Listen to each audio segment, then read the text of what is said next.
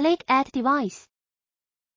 It starts searching for nearby devices. Click Add. After searching for the smart curtain robot, it will automatically jump after the connection is complete. Click Done.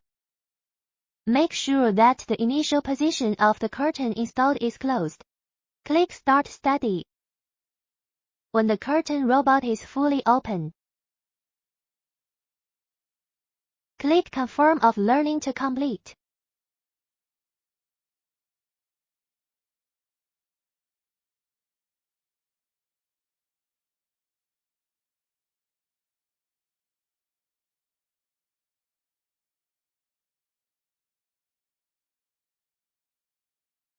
Click the upper right corner to enter the setting interface. Light sensor off, temperature sensor off.